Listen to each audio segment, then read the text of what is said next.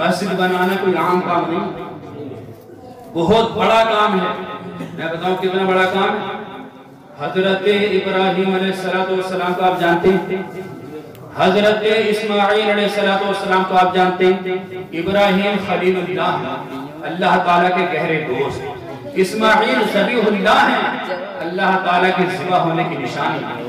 یہ دونوں ایسی شخصیت ہیں جو ہمارے نبی صلی اللہ تعالیٰ علیہ وسلم نبیوں کے سردار ہیں، ان کے بھی جد امجد، ان کے بھی دادا پردادا ہیں، یہ بھی مسجد کو تعمیر کر رہے ہیں۔ سبحان اللہ۔ جب کعبہ شریف کی تعمیر ہوئی تو حضرت اسماعیل علیہ السلام اپنے نبوت والے ہاتھوں سے پتھر اٹھا کے دے رہے ہیں، اور ابراہیم خلیل اللہ نبوت والے ہاتھوں سے اٹھا کر دیوار پر۔ سبحان اللہ۔ تو پتھر اٹھانا، مسجد تک لے جانا، یہ بھی نبی کی سنت، اور دیوار پر لگا دینا یہ بھی نبی کی سنت۔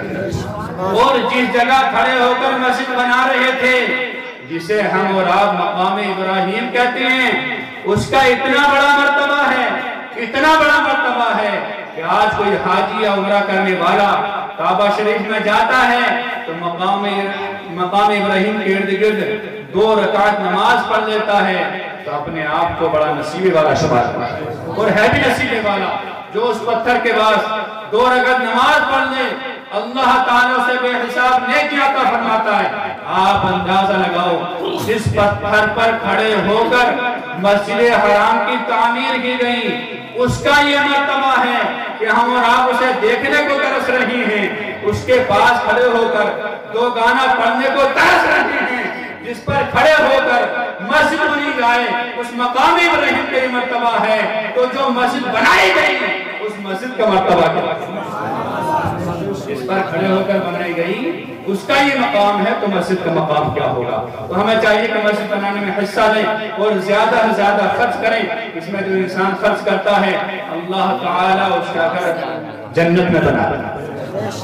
یہ حدیث پاک ترمذی میں بھی ہے، ترمذی شریف میں، اور صحیح مسلم میں بھی ہے، من بنا مسجد بنا اللہ تعالی بیتا فی الجنہ، جو انسان دنیا میں مسجد بناتا ہے اللہ تعالی اس کے لیے جنت میں محل تیار کرتا ہے۔ سبحان اللہ۔ اب آپ سوچ رہے ہوں کہ مسجد تو بہت بڑی ہوتی ہے، 10 اور 20 لاکھ کا خرچہ ہے، ہم کہاں سے دیں گے؟ تو اس کے لیے اگلی حدیث شریف میں ہمارے نبی صلی اللہ علیہ وسلم نے آسانی فرمائی، فرماتے من بنا مسجدا بنا اللہ تعالی بیتا فی الجنہ صغیرا او کبیرا، اللہ تعالیٰ اس بندے کے لیے جنت میں محل بناتا ہے جو انسان مسجد بناتا ہے، صغیرا او کبیرا، چاہے مسجد بڑی بنائی جائے چاہے مسجد چھوٹی بڑی۔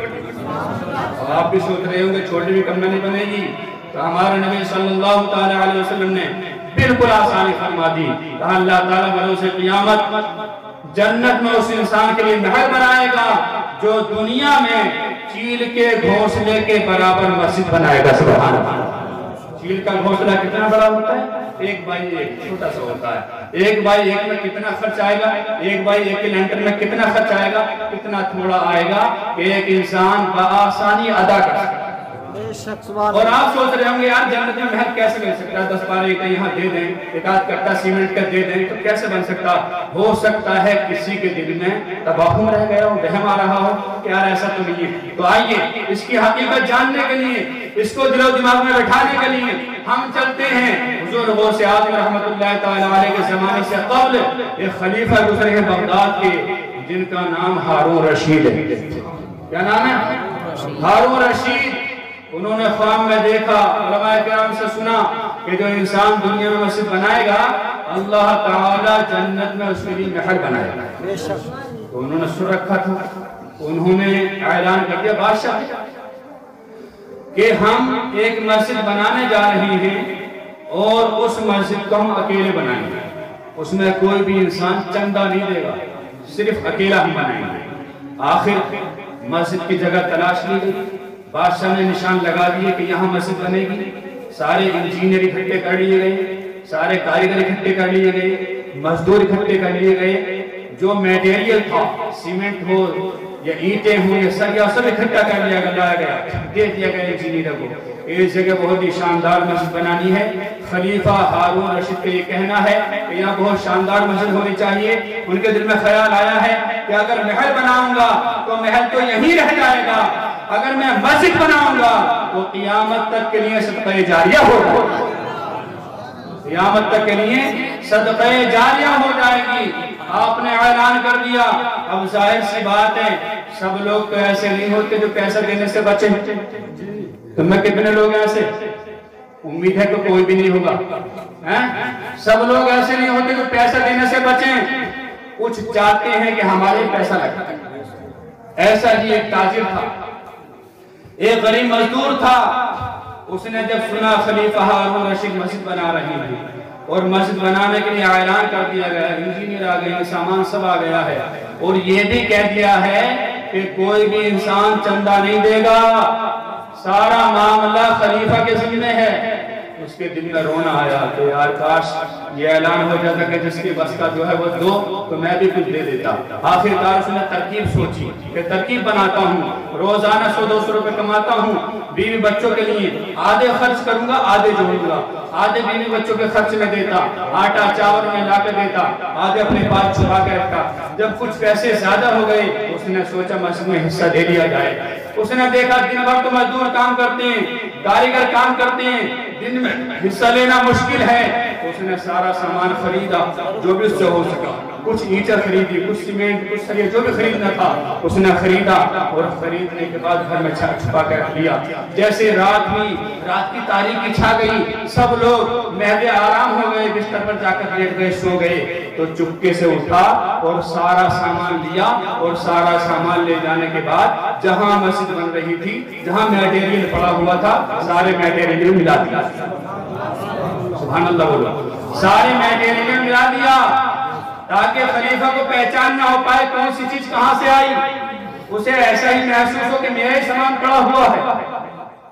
اب جیسے ہی اگلی رات ہوئی، خلیفہ ہارون رشید سوئے، پورا علاقہ سویا، تو کیا دیکھتے ہیں؟ جیسے ہی ظاہری آنکھیں بند ہوئی، اللہ تعالی نے دل کی آنکھوں کو کھول دیا۔ سبحان اللہ، کیا دیکھتے ہیں؟ خواب کے عالم میں کہ وہ جنت میں پہنچ گئے۔ سبحان اللہ، اور جنت میں دو بڑے عالی شان محل بنے ہوئے ہیں، بڑے شاندار لاجواب محل بنے ہوئے ہیں، یاقوت و زبرجد کے محل بنے ہوئے ہیں۔ آپ نے جب سر اٹھا کر دیکھا تو ایک محل پہ لکھا ہوا تھا ہارون رشید۔ کیا لکھا ہوا تھا؟ ہارون رشید۔ پھر دوسرے والے کو دیکھا تو اس پہ لکھا ہوا تھا عبداللہ، جو ان کا رعایا تھا، ان کا خادم تھا، گاؤں کا رہنے والا، وہیں کا رہنے والا۔ دل میں خیال آیا یہ کون ہے؟ یہ تو ہمارے علاقے کا لگ رہا ہے۔ صبح کو آنکھ کھولی، دربار میں اعلان کر دیا سارے علاقے کو دربار میں جمع کر لیا جائے، اور بالخصوص فلاں انسان کو ضرور بلایا جائے جس کا نام یہ ہے۔ سارے علاقے کو جمع کر لیا گیا، اسے بھی جمع بلایا گیا جس کا نام جنت میں لکھا ہوا دیکھا تھا، اسے سب کے سامنے کھڑا کر دیا گیا۔ اور کھڑا کرنے کے بعد خلیفہ نے پوچھا تم تو مزدور ہو؟ ہاں مزدور ہو۔ کتنا کماتے ہو؟ اتنا کماتے ہو۔ کیا کرتے ہو؟ بس بیوی بچوں کا خرچ چل جاتا ہے، یہ اللہ تعالیٰ کا شکریہ ادا کرتا ہوں۔ کہا کوئی نیک عمل تم کرتے ہو؟ کہا میں تو کوئی نیک عمل نہیں کرتا۔ کوئی آڑ سے پوشیدہ کوئی وظیفہ پڑھتے ہو؟ کہا میں تو کچھ نہیں پڑھتا۔ کہا پھر تمہارا مرتبہ اتنا بڑا کیسے ہو گیا کہ جنت میں جہاں میرا محل بنا ہوا ہے وہیں تمہارا محل بنا ہے؟ کہا بادشاہ سلامت، میں بات کو چھپانا چاہتا تھا لیکن بات اب آئی گئی تو بتانی پڑے گی۔ کہا بتاؤ کیا ایسا عمل ہے؟ کہا میرا ایسا کوئی عمل نہیں، میں نے سنا تھا آپ ایک مسجد بنانا چاہ رہے ہیں اور آپ نے یہ اعلان کر دیا ہے کہ ہم کسی سے چندہ نہیں لیں گے۔ میرے دل میں یہ خیال آیا مجھے تو کچھ نہ کچھ دینا تھا، تو میں نے کچھ پیسے جمع کیے اور پیسے جمع کرنے کے بعد ان کا کچھ سامان لایا، اور سامان لانے کے بعد دن میں تو وہاں لوگ رہتے ہیں، مزدور رہتے ہیں، کاریگر رہتے ہیں، میں دن میں وہ سامان نہ پہنچ چکا، میں نے رات کی تاریکی میں اندھیرے میں وہ سارا سامان اٹھایا اور مسجد کے سامان میں ملا دیا۔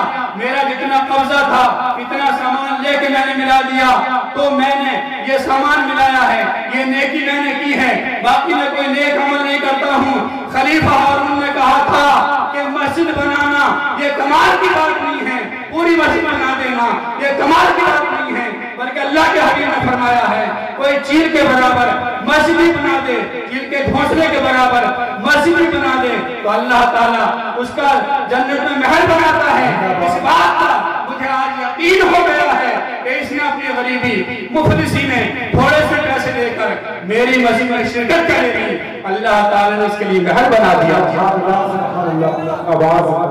پتہ چلا کہ محل بنوانا اگر چاہتے ہو جنت میں تو مسجد میں حصہ لینا ہوگا، مسجد میں حصہ لینا ہوگا۔ یہ کوئی بڑی بات نہیں ہے، ہم اپنا اکیلا گھر بناتے ہیں، اکیلی بنیاد پر اتنا اونچا کھڑا کر دیتے ہیں، یہ اللہ تعالیٰ کا گھر ہے، سارے لوگ مل کر بنائیں گے تو انشاءاللہ یہ کوئی دشوار کام نہیں ہے، یہ کوئی مشکل کام نہیں ہے۔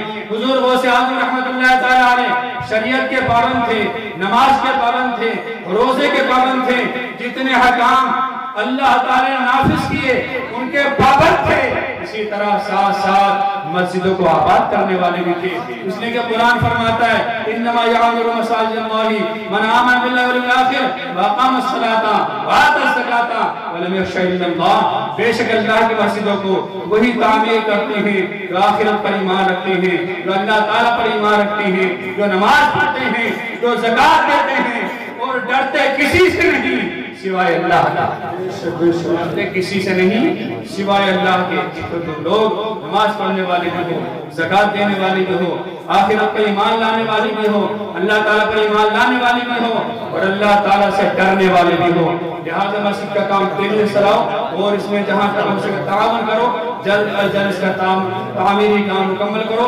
انشاءاللہ اللہ تعالیٰ یہاں بھی آپ کو سرفروئی عطا فرمائے گا اور آخرت کی بھی سرفروئی عطا۔